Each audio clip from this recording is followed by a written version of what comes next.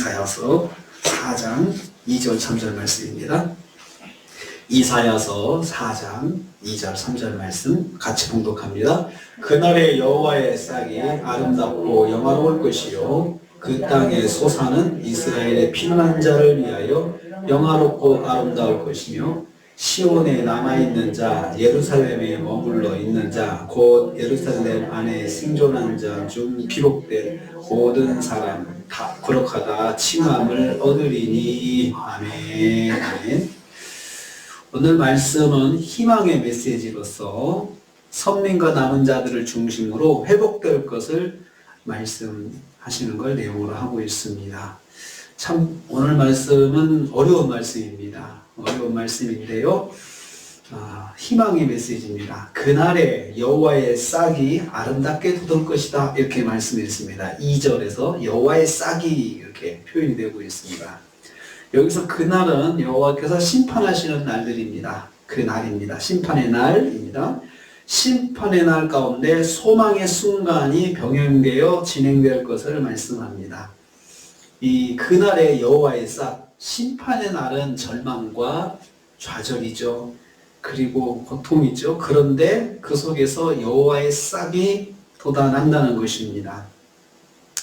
한편으로 이스라엘 피난자들에게 소망의 순간이 올 것입니다.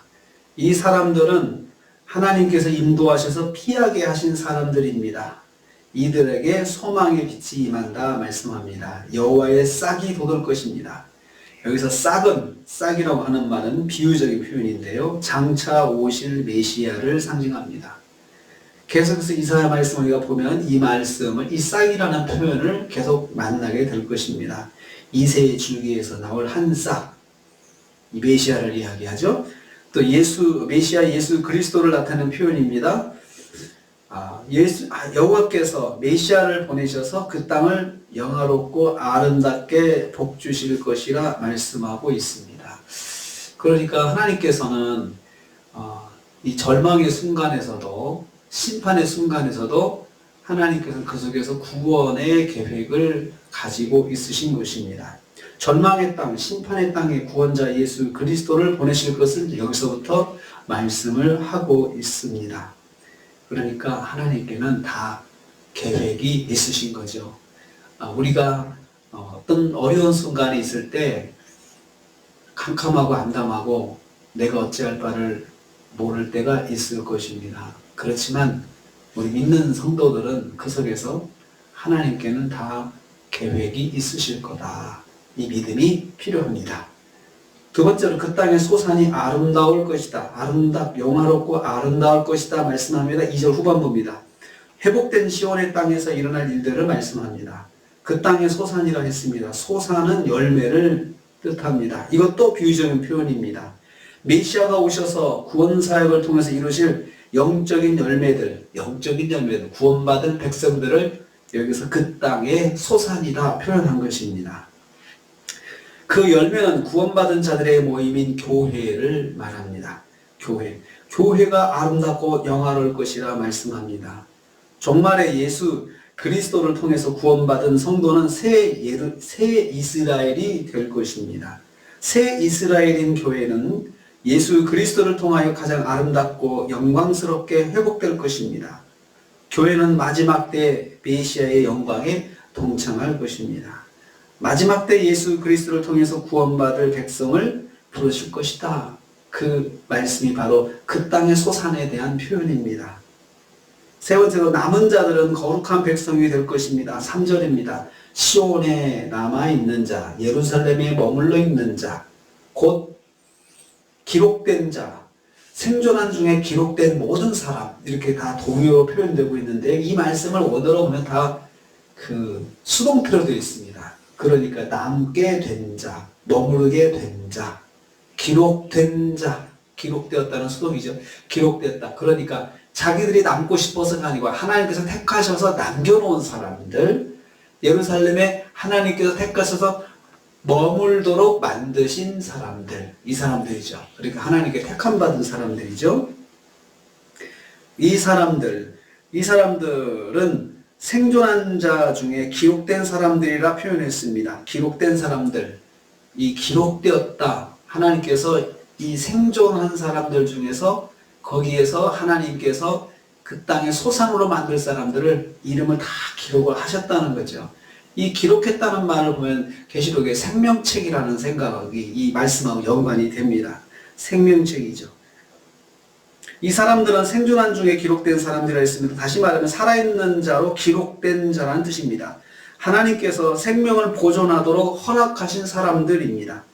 이 사람들은 거룩하다 칭함을 받을 것입니다. 여기서 이제 거룩이라는 개념이 나오는데요. 거룩은 하나님께서 구별하여 따로 세운 사람들이라는 말씀입니다.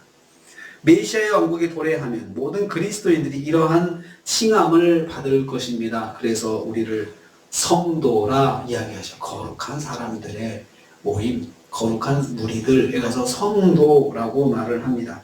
성도라 부름을 받을 것입니다. 즉 구별된 사람들을 따로 세우셔서 아름답게 하실 것입니다. 하나님께서 특별하게 인도하실 것이라는 말씀입니다. 마지막 때에 예수 그리스도를 보내셔서 성도를 세우시고 그 성도를 통해서 거룩하다 칭함을 받고 그리고 그들이 아름답게 영화롭게 하나님을 섬길 것이다 라고 말씀하고 있습니다. 마지막 때 하나님은 예수 그리스도를 통해서 성도들을 부르실 것입니다. 이것이 바로 소망의 메시지입니다. 이제 하나님께서는 이스라엘 백성, 혈통적인 이스라엘 백성들이 이제 백성들을 넘어서 메시아를 통해서 예수 그리스도를 통해서 부르실 새 이스라엘을 선포하고 계시는 것입니다.